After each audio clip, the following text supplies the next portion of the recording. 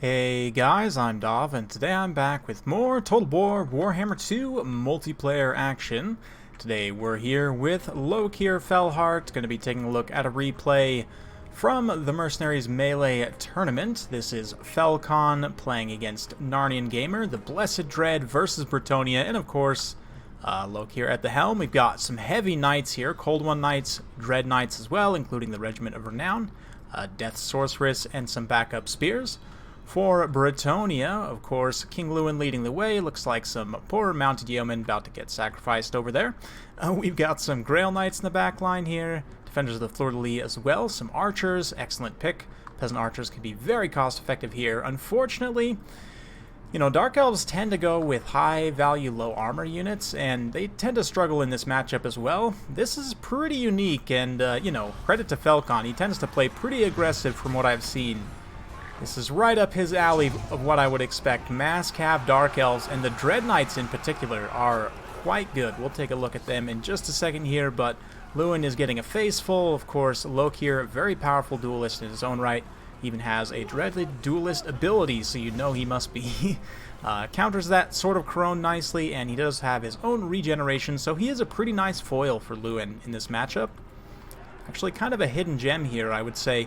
But the Dread Knights as well, they have high melee defense. If we take a look here, just the base unit of Dread Knights, 42 melee defense is really good for cavalry. Granted, they are quite expensive and you don't have any way of healing them, but still, they can get stuck in and do some pretty decent work against Bretonnian cavalry, as long as you don't get charged too hard here. Speaking of which, let's see how this goes. It looks like we might get a Fate of Bune here from the Deathcaster.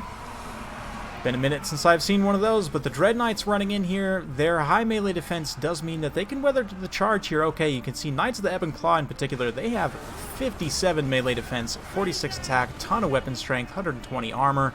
They just absolutely club those Grail Knights. Defenders of the Fleur-de-Lis also come in. Lewin comes in as well to try and support, but it is too little too late for the Knights of Bretonnia. The heavy Dark Elf cavalry have unfortunately prevailed so far. The balance of power is still pretty close. There's plenty of Bretonnian infantry left. These archers pouring in supporting fire, and you can see the infantry fight has gone obviously quite poorly for the Dark Elves, but the loss of the Grail Knights and Lewin having taken so much damage as well, it's going to be tough to kill these Knights, the Dread Knights in particular.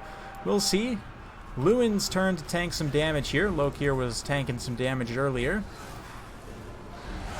Now it's Lewin's turn here. He is going to not get too many hits, and the RNG definitely favoring Lewin at this point. He's not getting hit too hard here. Lokir's also not getting any attack animations as well.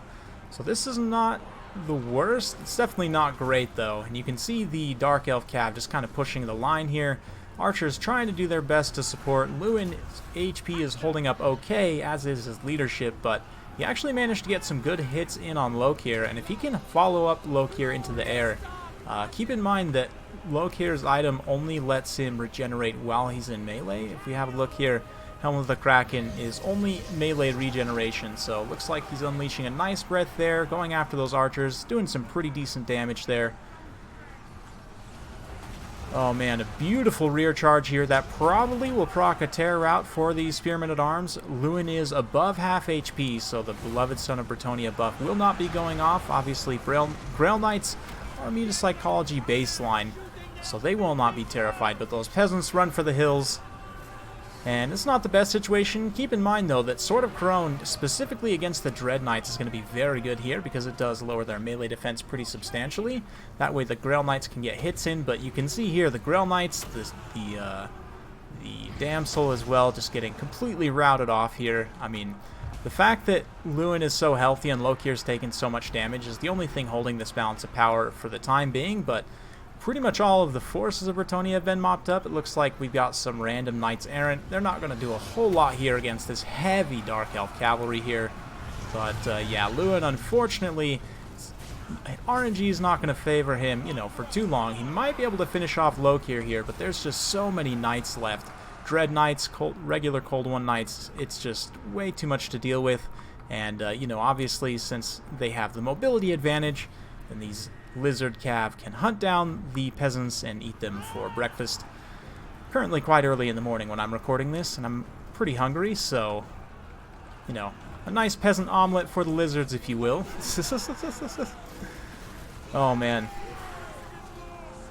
They do have pretty silly hats. I'm not crazy about the outfits, but Dread Knights are definitely cool units. Cool to see them used to such good effect, too, because you don't often see them used. But, you know, the mass cav for the Dark Elves with Lokir. Lokir's a pretty tough cookie. You can see he's almost been taken down here, but he's tanked out a ton of damage from Lewin, from the Grail Knights, and from other various units, so yeah, just in general, great pick here. I really like the build from Felcon, and he played very well with Lokir in the tournament, so if you guys haven't already, I definitely recommend you go check out the tournament. It's up on the channel. Just look for the Mercenaries Melee tournament. I did a wrap-up video as well if you want to see how it ends, because the final round, there was a technical issue that day with YouTube. You might have seen it in the news. Basically, YouTube had a giant issue. Anyway, that's beside the point.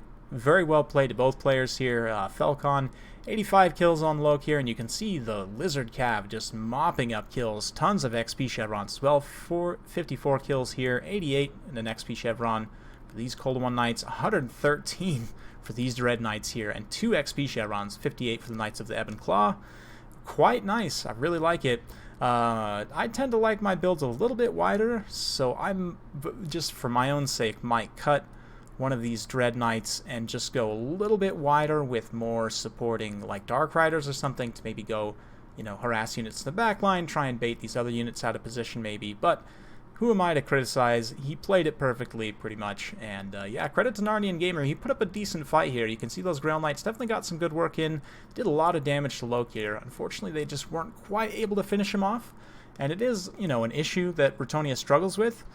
Personally, you guys have probably by now seen the replay. I'm trying to get ahead on replays, so I'm not sure exactly when this is coming out, but you've probably seen by now a few replays of me using Lewin with Hippogriff Knights in tandem. So the idea being that rather than using Grail Knights, you just use these Hippogriff Knights here, and you combine that with Lewin here with Sword of Couronne.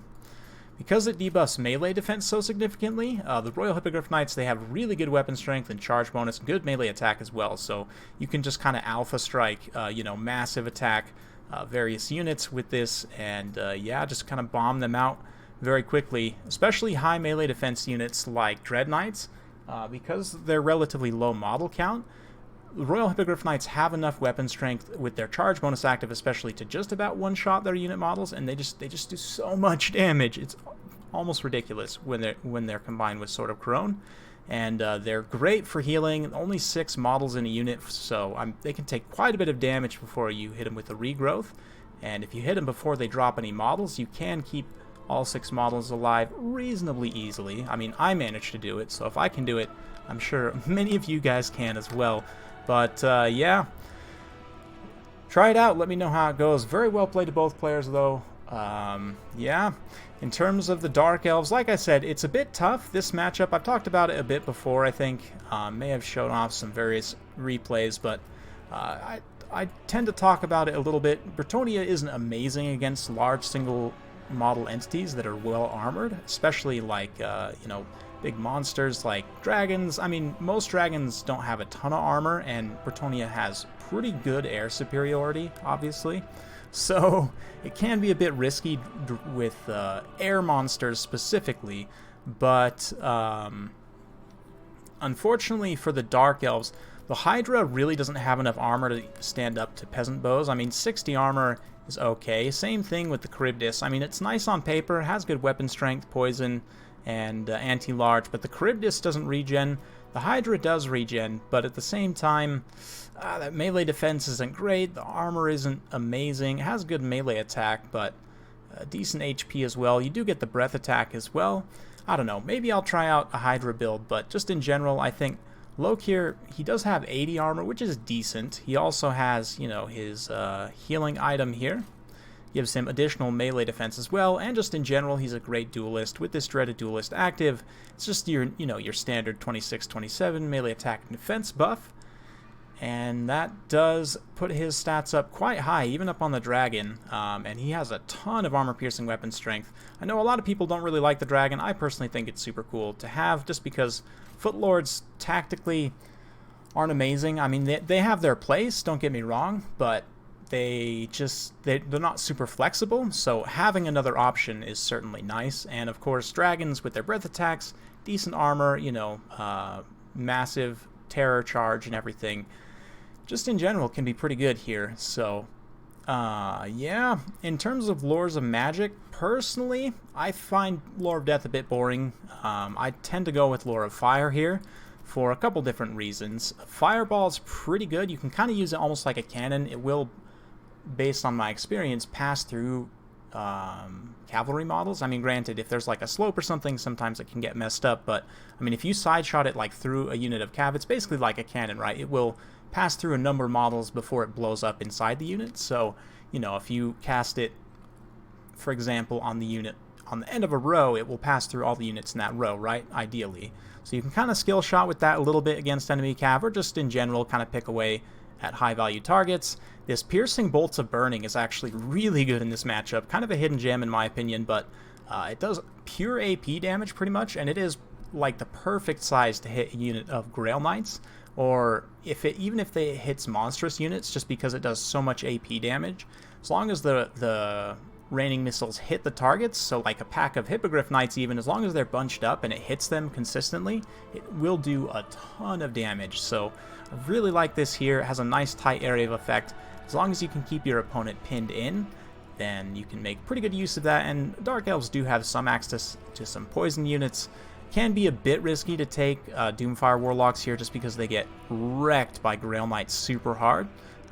Their physical resistance just disappears completely, but yeah, I mean, with the Dread Knights and Lore of Fire, you could take Flaming Sword of Ruin to bypass a lot of physical resistance that the Bretonnians have with Blessing of the Lady. So, I don't know, might be good to just take Flaming Sword of Ruin. Piercing Bolts of Burning is good if you can get your opponent trapped in a good spot.